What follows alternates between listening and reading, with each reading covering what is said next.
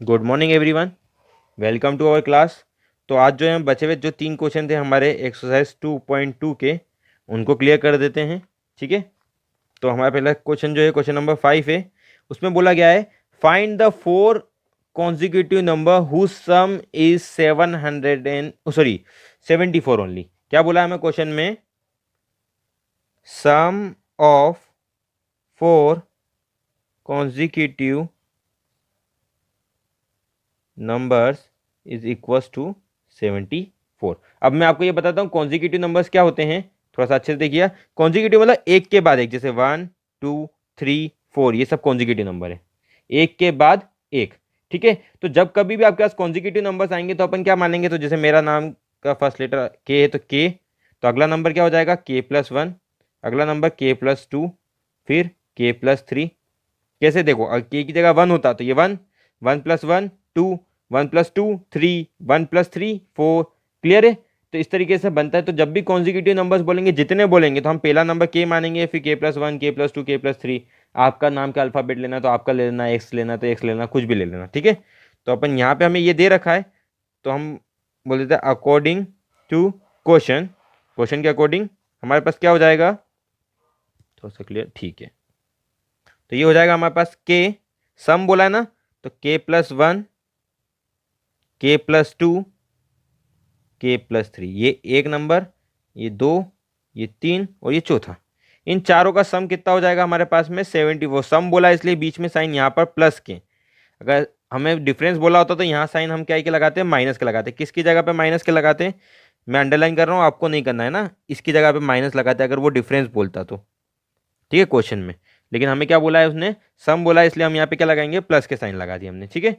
अब यहाँ पे हम जब ब्रैकेट ओपन करेंगे तो क्या आ जाएगा? के प्लस है तो कोई साइन में कोई चेंजेस नहीं आएंगे हमारे पास में, सबके सब ऐसे कैसे ही ओपन हो जाएंगे। माइनस होता तो साइन में चेंजेस आते, पर माइनस नहीं है इसलिए ऐसा कैसा अपन ने लिख दिया इसको। ठीक है। 1 2 3 4, 4 बार के, इसलिए ये क्या हो जाएगा? 4 के। 1 के+1 के 2 के, +1 के 3 के, +1 के इज इक्वल्स टू 4 के। 1+2 3, 3+3 6, तो ये हो जाएगा प्लस का 6 विच इज इक्वल्स टू 74।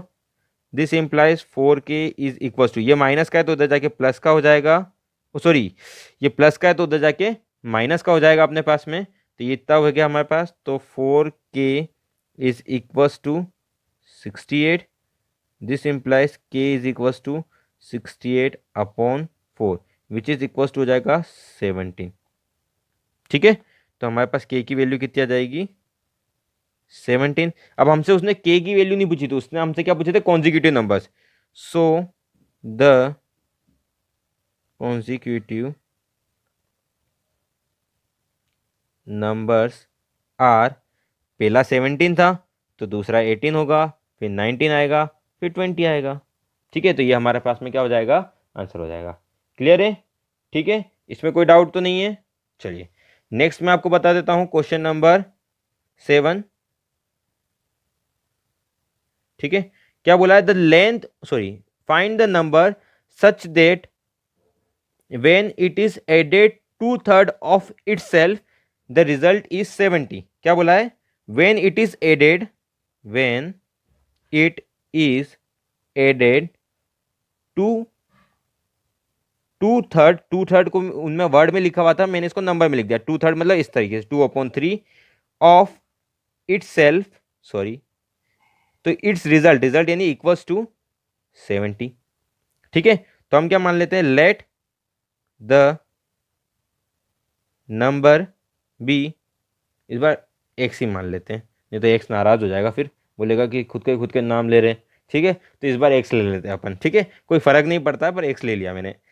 अब ध्यान रखिएगा, ऑफ का मतलब होता है मल्टीप्लाई। ठीक है।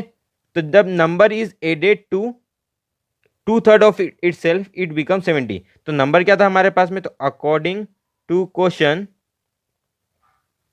ये हमारा नंबर है, इसमें हमने ऐड कर दिया 2/3, ऑफ का मतलब मल्टीप्लाई, इट सेल्फ यानी कि x, which is equal to 70।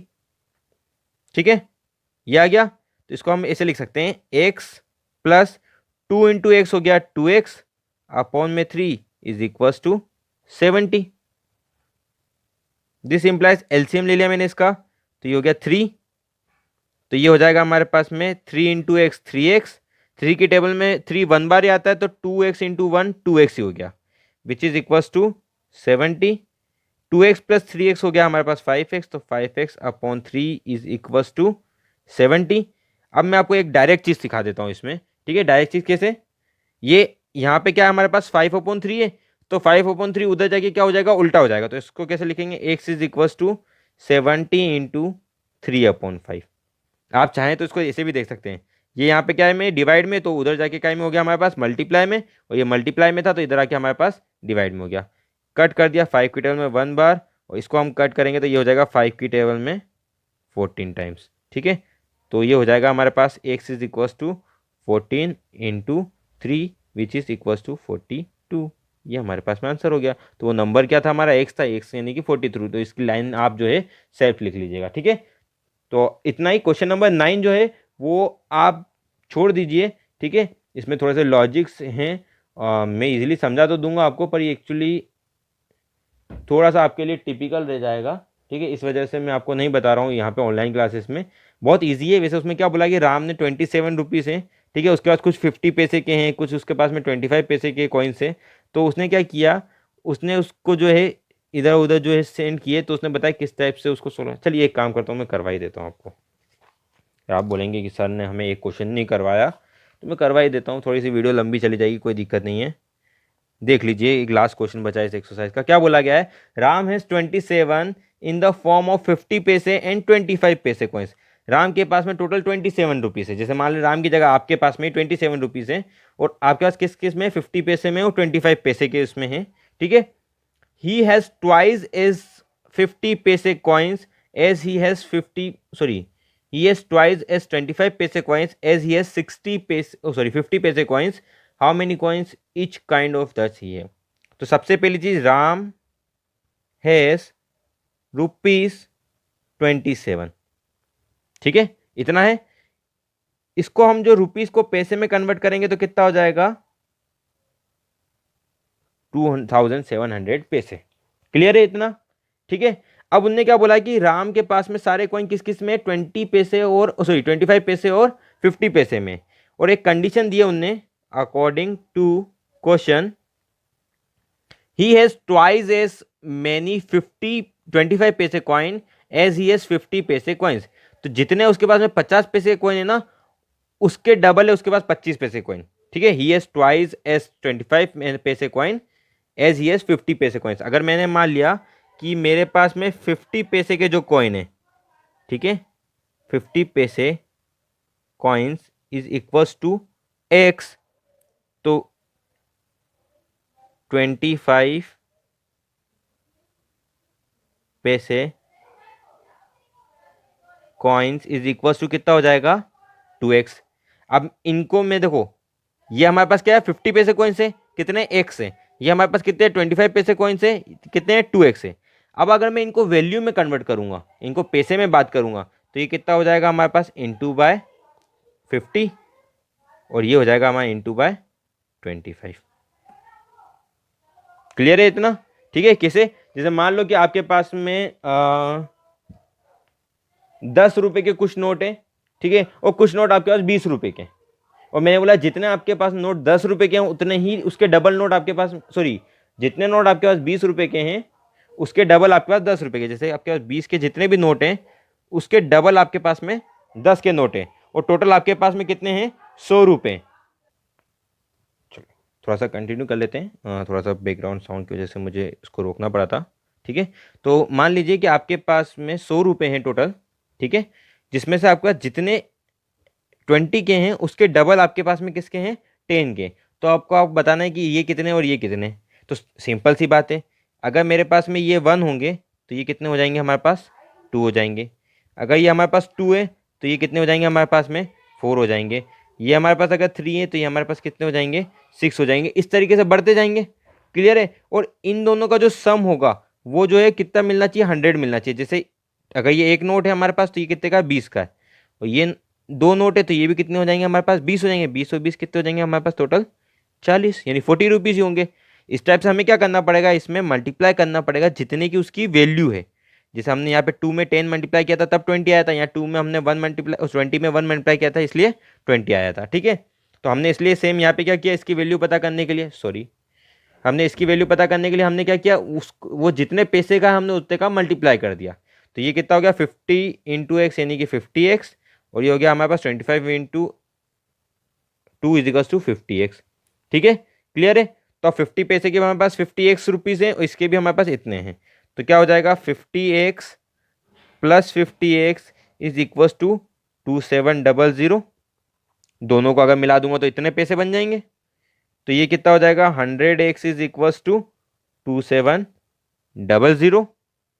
तो x इज इक्वल्स टू हो जाएगा हमारे पास में 2700 अपॉन में 100, 0 से 0 कैंसिल हो जाएंगे हमारे पास में।